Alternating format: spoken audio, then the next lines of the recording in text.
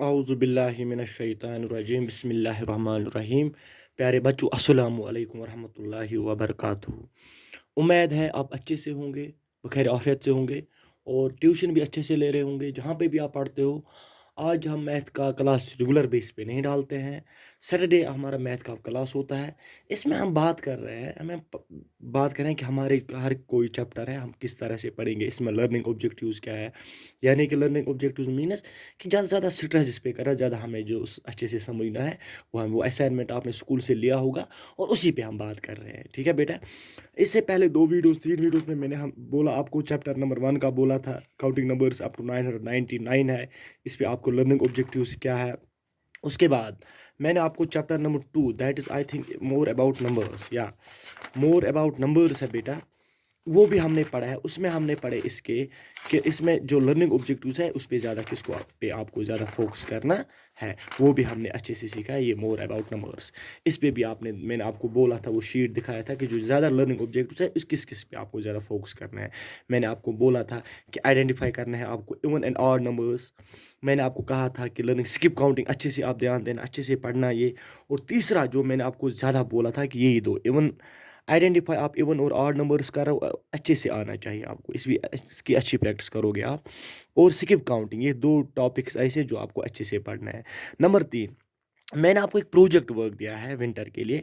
That is project work यही है, make a list of even and odd numbers up to 300। 300 तक आपको अच्छे से डिफरेंशिएट होनी चाहिए, ऑड नंबर क्या है और इवन नंबर्स क्या है। और ऑड और इवन नंबर्स के लिए मैंने ये भी बोला था कि जो हम पेयर्स में लेते हैं, the numbers which are in pairs वो ऑड होते हैं, सॉरी इवन होते हैं जो पेयर्स में होते हैं, और जो नॉट इन पेयर्स में होते हैं वो इवन नंबर्स होते हैं। और तीसरा इसका लास्ट पे जो था वो था ऑर्डिनल एंड कार्डियल नंबर्स। बेटा इसकी भी आप अच्छे से प्रैक्टिस करोगे। ये था प्रीवियस कि किस तरह से हमने चैप्टर नंबर 2 के लिए प्रिपेयर किया है। उम्मीद है चैप्टर नंबर 2 के सारे क्वेश्चंस आपने किए होंगे। और जिस क्वेश्चन में आपको कहीं पे कंफ्यूजन होगा या कुछ प्रॉब्लम्स होंगे तो आप मुझे व्हाट्सएप पे कांटेक्ट कर सकते हो मेरे पर्सनल नंबर पे। आज हम पढ़ने जा रहे हैं, लर्निंग ऑब्जेक्टिव सीखने जा रहे हैं चैप्टर नंबर 3 का। जो हमारा चैप्टर नंबर 3 है बेटा, उसी के रिगार्डिंग हम बात करेंगे।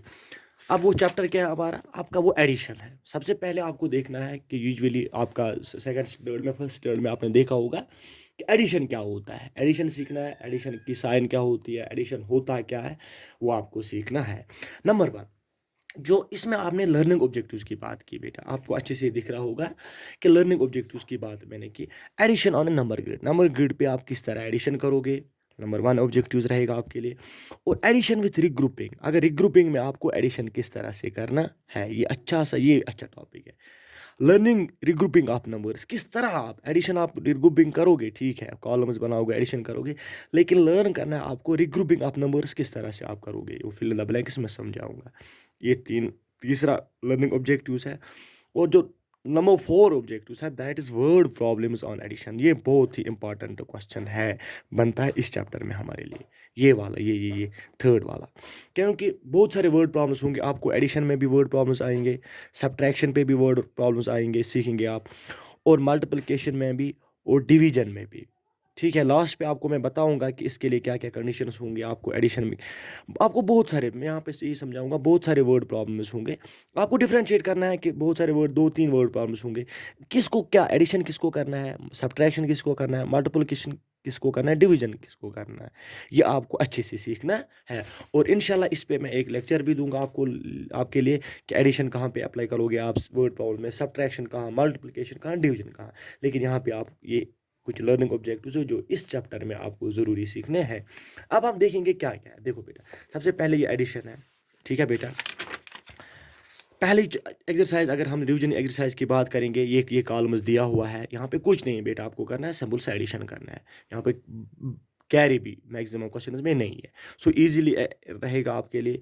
सॉल्व बाय स्टॉप में समझ, यहाँ पे आपको वर्ड प्रॉब्लम्स एक यहाँ पे है, देखो बेटा यहाँ पे वर्ड प्रॉब्लम्स जिक्र हो रहा है। इन ए क्लास, अगर आप समझिए, मिसाल समझा रहा हूँ बेटा आपको, in a class there are 23 girls, class में 23 गर्ल्स है, 15 बॉयज़ है। टोटल चिल्ड्रन कितने हैं, क्योंकि चिल्ड्रन होते हैं boys as well as girls, दोनों को मिला के। सो किस तरह बनेगा हमारे लिए, आपको आंसर किस तरह लिखना है। पहले आप लिखोगे नंबर ऑफ गर्ल्स, वो कितने हैं 23, और number of boys that is 15।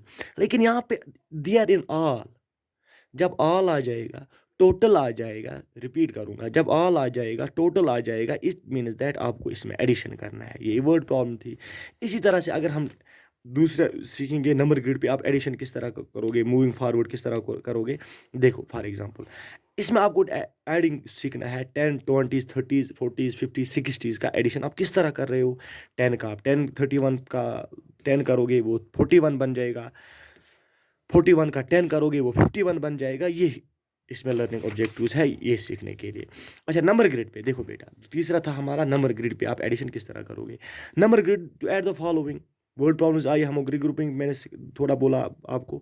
आप एडिशन फैक्टर्स में आपको ये देखना है कि मिलाना जब आपको है नंबर ग्रिड किस तरह आप करोगे। सिंपल सी बात है बेटा, इसमें नंबर ग्रिड में आप एक चीज़ करना है कि यूजुअली हमें कॉलम्स बनाने हैं, 1s कॉलम्स 10s कॉलम्स, और जो यहाँ पे 34 है 5 है, आप इस तरह नहीं लिख सकते हो ना, मैं आपको यहाँ पे समझाऊंगा।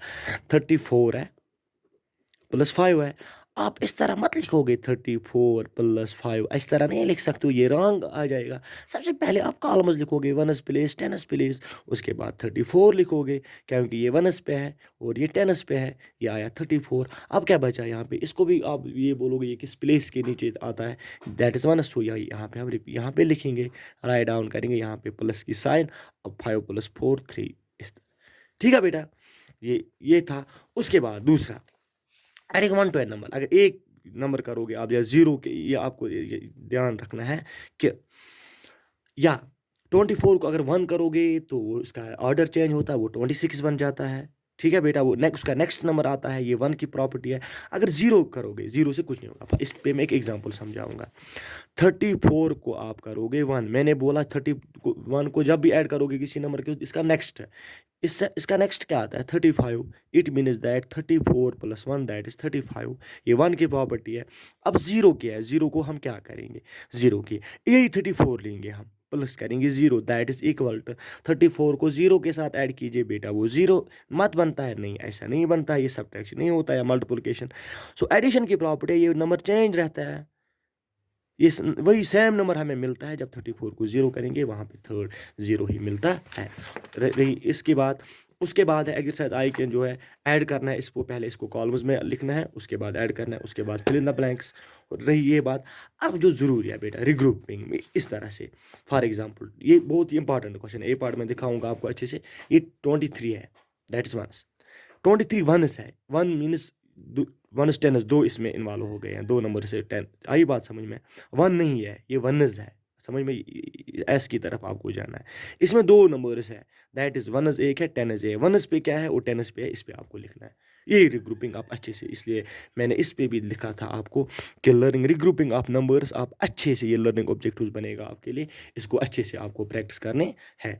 उसके बाद डायरेक्ट हम एडिशन पे आएंगे और अरेंज कॉलम्स में, इस पे भी आपको जैसे मैंने आपको ये दिखाया था किस तरह से कॉलम्स आप क्रिएट करोगे और किस तरह से कॉलम्स में इसको ऐड करना है। 1s वाला 1s पे लिखेंगे और 10s वाला 10s पे, ये मेथड है इसके लिए कि किस तरह से हम इसको 2 डिजिट को अगर 3 डिजिट होगा, इसको हम किस तरह से कॉलम्स में अरेंज करके लिख सकते हैं। एंड इसके बाद यही कि सैम समझ किस तरह आ जाएगा।